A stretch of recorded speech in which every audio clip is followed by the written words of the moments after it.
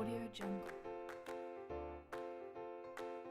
Hai guys, selamat datang di channel YouTube aku. Sebelumnya aku mau ngucapin terima kasih banyak buat kalian yang udah klik video ini.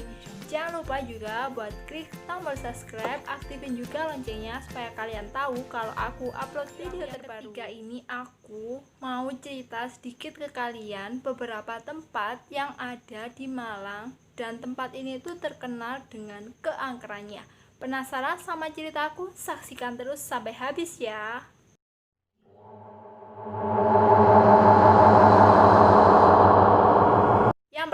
Yang pertama adalah Hotel Niagara. Hotel ini terletak di Lawang, dan hotel ini tuh dekat dengan jembatan layang yang ada di Lawang juga. Kalau kalian dari Malang mau ke Surabaya, hotel ini tuh berada di kiri jalan, dan kalau kalian dari arah Surabaya mau ke Malang, hotel ini berada di kanan jalan. Dan hotel ini tuh berada di pinggir jalan, jadi kalian tuh bisa lihat langsung hotelnya tuh kayak gimana. Dan tempatnya itu bener-bener serem menurut aku.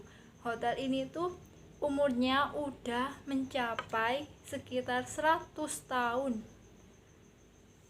dan hotel ini tuh didirikan pada zaman penjajahan Belanda. Jadi itu dulu ceritanya hotel ini tuh tempatnya noni-noni Belanda atau penjajah Belanda gitu pokoknya. Jadi tuh banyak kayak korban-korban kayak noni-noni Belanda itu yang meninggal di tempat ini. Oke. Dan yang membuat tempat ini tuh menjadi seram yaitu tempat ini tuh tepatnya di lantai 4 sering banget muncul penampakan 3 noni Belanda yang memakai baju pada masa penjajahan Belanda. Dan katanya sih ini sering banget banyak pengunjung yang langsung ditampakin sama ketiga noni Belanda ini. Dan selain itu juga banyak pengunjung itu nggak cuma di lantai 4 aja sih, kalau ini di semua lantai katanya pengunjung itu sering diteror. Kalau ada yang mengetuk pintu, setelah dibuka oleh tamu ternyata tidak ada siapapun, bahkan nggak ada orang di depan pintu itu. Dan yang terakhir, sering juga muncul penampakan di atap gedung berupa makhluk halus yang tidak mempunyai wajah atau muka rata gitu.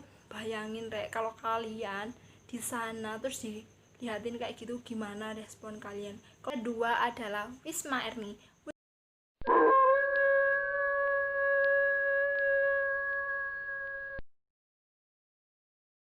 Wisma Erni ini juga terletak di lokasi yang sama dengan Hotel Niagara, yaitu terletak di Malang, tepatnya di Lawang. Oke. Dan kalau kalian mau tahu tempatnya atau mau tahu gedungnya, kalau kalian dari arah Malang menuju ke Surabaya, kalian kan pasti ngelewatin kayak jembatan layang gitu sih. Kalian tinggal tengok bagian kiri, itu bakalan kelihatan gedung yang besar banget, dan itu tuh kayak udah mau roboh. Tapi terakhir aku lihat atau aku lewat di tempat itu tuh gedungnya kayak udah ada yang benerin sih, udah mulai dicat, dan gentingnya tuh udah mulai dipasang lagi, jadi kayak udah rapi. Mungkin ada yang beli mungkin ya, tapi tempat itu terkenal dengan tetap kehororannya karena pemiliknya yang bernama Erni atau hantu Erni itu katanya dibantai secara sadis oleh orang di tempat itu. Maka tak jarang orang menyebutnya sebagai hantu Erni atau Wisma Erni yang terkenal dengan horor. Bahkan kalian kalau katanya sih, kalau kalian lewat di jembatan layang itu kalau malam-malam hari, jangan berani-beraninya noleh ke tempat itu atau ke rumah itu. Katanya di balkon atau di teras rumahnya atau di atasnya, itu kan rumahnya tingkat sih, itu sering banget hantu Erni itu nampakin dirinya, nyampokin wujudnya. Mungkin juga kan namanya kalau dibantai secara sadis, mungkin arwahnya itu masih kayak gentayangan gitu. Jadi aku tuh bener-bener takut kalau lewat situ, dan aku nggak berani lihat sih. Oke, next yang ketiga.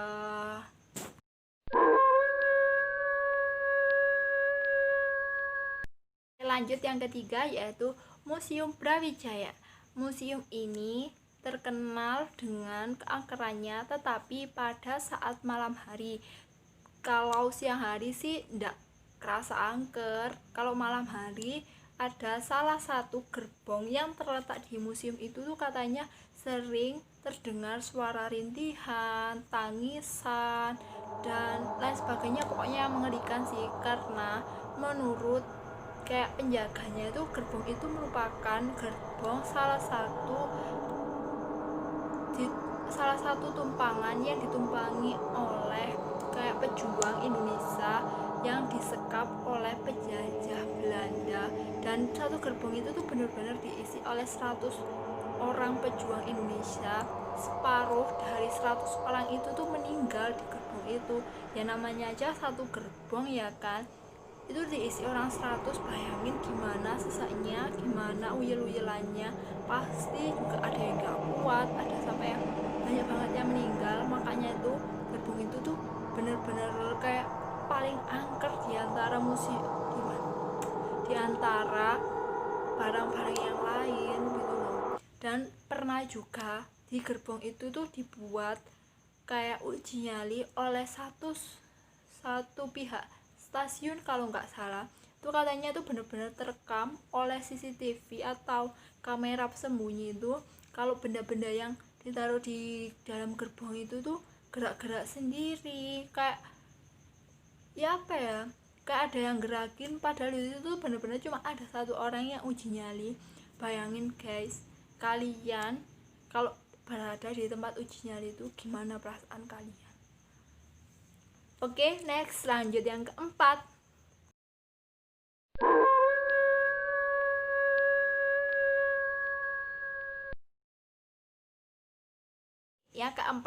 Yang keempat ini merupakan Rumah Sakit La Valette. Dari namanya aja kalian pasti udah tahu kalau rumah sakit ini bukan rumah sakit milik Indonesia. Tapi nggak tahu sih kalau sekarang, menurut cerita atau menurut sejarah, rumah sakit ini merupakan rumah sakit milik orang India Belanda. Dan rumah sakit ini tuh udah berdiri sejak mungkin udah puluhan tahun sih lamanya. Dan kalau Belanda mungkin udah mulai zaman penjajahan ya kan. Dan yang buat rumah sakit ini tuh angker itu sebenarnya bukan dari gedung rumah sakitnya, melainkan dari salah satu pohon tua yang berada di rumah sakit La Valette tersebut. Katanya di pohon tersebut sering terjadi penampakan makhluk tak kasat mata yang sering mengganggu penghuni rumah sakit La Valette. Makanya itu rumah sakit ini tuh jadi sering kayak angker, kayak banyak yang pengunjungnya tuh nggak kerasan sih di rumah sakit ini.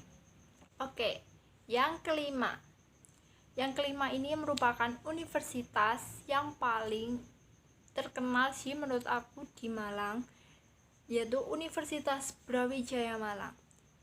Universitas Brawijaya ini terkenal dengan keangkerannya karena katanya sih kalau malam hari itu sering ada kayak penampakan hantu kuntilanak berbaju merah dan hantu muka rata. Dan aku mau berbagi cerita sedikit sih ke kalian. Dulu kan aku pas waktu sekolah itu ya kan, namanya juga aja sekolah di SMK, pasti ada PKL dong. Aku dulu PKL di tempat ini, di Universitas Brawijaya ini, dan di salah satu fakultas kan. Lah, kejadiannya tuh siang hari, padahal itu tempatnya tuh masih siang kan ya. Aku sama ketiga temanku itu gak sengaja kayak jalan-jalan, namanya juga masih muda kan ya, iseng-iseng main ke lantai-lantai yang lain. Dan di situ tuh aku bener-bener kayak aku mengira loh ini kan masih siang, kok lampunya tuh kayak nyala enggak gitu. Aku pikir temanku sih yang ngerjain aku, ternyata temanku tuh juga gak tahu. Temanku tuh pada ke toilet dan aku di situ sendirian. Gimana aku langsung lari ke birit-birit, dan di situ aku baru sadar kalau ternyata ada juga yang ngalamin kayak aku bayangin di situ kalau kalian jadi aku gimana coba. Oke, next yang keenam. Yang keenam ini juga kampus, dan kampus ini juga nggak kalah terkenalnya dari kampus yang sebelumnya yang aku ceritakan, yaitu Universitas Negeri Malang. Universitas Negeri Malang ini juga tempatnya dekat dengan Universitas Brawijaya, nggak jauh sih menurut aku. Dan kalau di Universitas Malang ini katanya sih banyak penampakan hantu yang nggak punya kaki, dan ada juga mahasiswa di sana yang konon sering ditemui hantu itu kalau mereka itu kayak pulangnya kemalaman gitu loh, kan juga namanya juga mahasiswa, kadang kan juga suka kumpul-kumpul di kampus, terus garap tugas bareng di kampus, namanya juga masih muda, cari tempat yang buat mereka seneng gitu lah. Itu katanya pernah sekali ada mahasiswa tuh yang kasihkan di situ atau di kampus itu tuh didatengin sama hantu yang nggak punya kaki itu. Oke, next, lanjut yang ketujuh.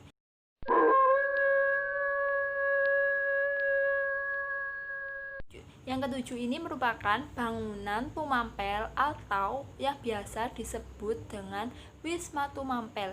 Bangunan Tumampel ini berdiri sejak zaman penjajahan Belanda, dan bangunan ini merupakan salah satu tujuan wisata di Malang yang sangat digemari oleh orang luar Malang dan orang dalam Malang, karena menurut mereka tempat ini atau bangunan ini merupakan spot foto yang cukup menarik untuk diabadikan. Namun kalian harus juga hati-hati kalau berada di tempat ini, karena menurut cerita banyak sekali yang ditampakin atau sering muncul penampakan noni-noni Belanda yang memakai baju pada zaman Belanda sedang menyusuri lorong yang berada di bangunan ini. Selain itu juga, kalian kalau di tempat ini atau berada di bangunan ini, kalian itu tidak boleh membuka beberapa kamar yang ada di bangunan ini. Jadi kayak dilarang gitu, karena menurut penjaga bangunan ini, apabila kalian memaksa untuk membuka beberapa kamar yang sudah dilarang, maka akan terjadi sesuatu hal yang tidak diinginkan itu kepada kalian. Jadi menurutku, buat kalian yang mau main ke sana itu tetap harus taati peraturan kalau kalian ingin selamat. Oke, next, lanjut yang ke-8.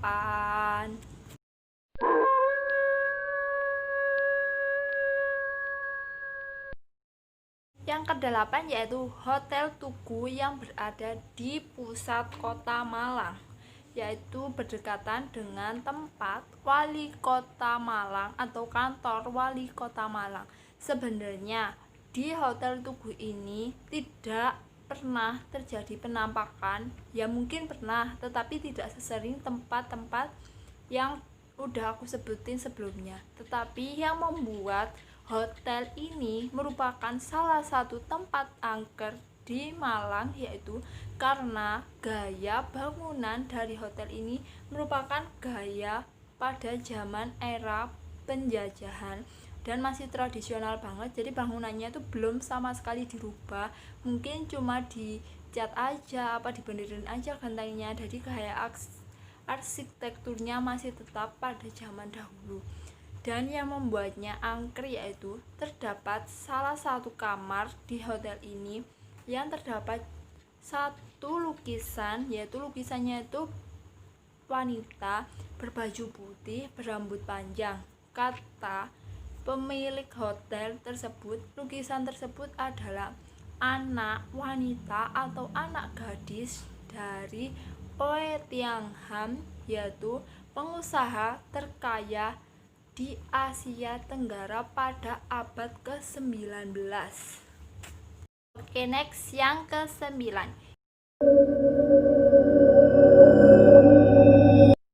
Yang ke-9 ini adalah Rumah Angker Ijen.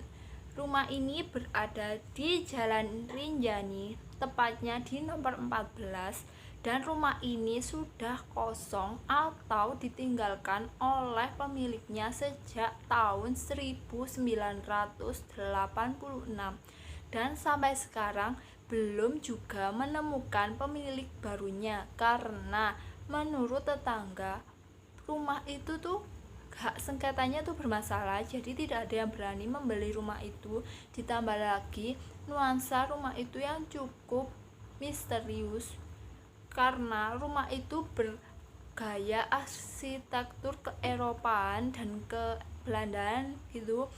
Jadi mungkin itu juga merupakan salah satu rumah yang dibangun pada masa penjajahan Belanda. Dan menurut tetangga sekitar atau warga sekitar, sering terjadi penampakan noni-noni Belanda di atas atap rumah itu, dan sering juga terjadi penampakan Munir yang sedang duduk-duduk di teras rumah. Dan selain itu juga sering juga ada warga yang melihat anak kecil sedang bermain di halaman rumah yang kosong itu. Mungkin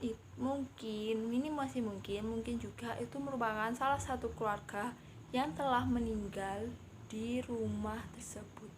Makanya rumah itu tuh jadi kayak angker dan bernuansa kayak misterius sih, itu menurut aku aja. Oke? Next